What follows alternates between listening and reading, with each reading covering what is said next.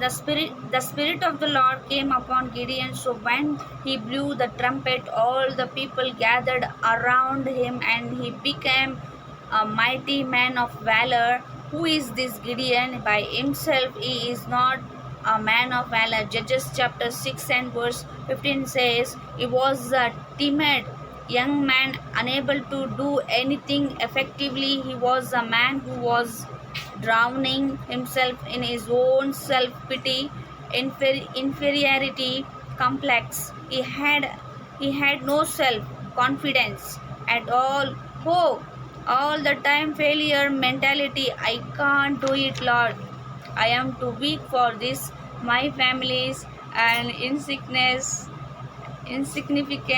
family. I have coming from a very small tribe, poor family. So all the time he had this inferiority complex, no boldness in him. But the Bible says, when he blew, the Spirit of the Lord came upon him. Incredible boldness came into him. He became a mighty man of valor. He was able accomplish accomplish great things for God by the strength of the Holy Spirit. Even today, when the Holy Spirit comes upon you, you may say, I am a timid person. You may say, I am a failure.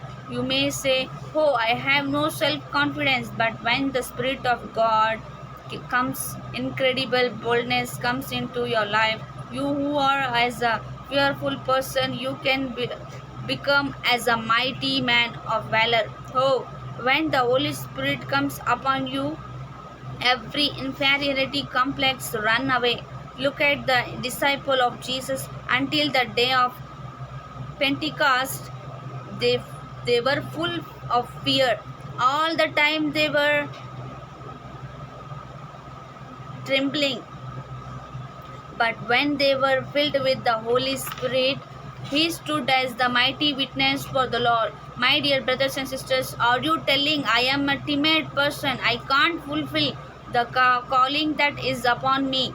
I am a man of timidness, I can't fulfill the will of God, that calling of God in my life. But when the Spirit of God Jesus comes upon you, you will become a different person. When the Spirit of God came upon Saul, he turned into a different person. The Bible says not only that he puts the words of prophetical praise in your mouth. When the Holy Spirit comes upon you, turn with me to 2 Samuel chapter 23 and verse 1 to 2. Now these are the lost words of David. Thus says David, the son of Jesse.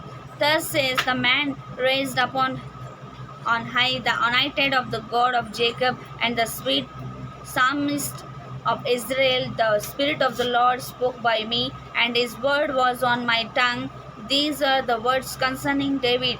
David was a beautiful psalmist. Most of his psalms are full of divine revelation and knowledge.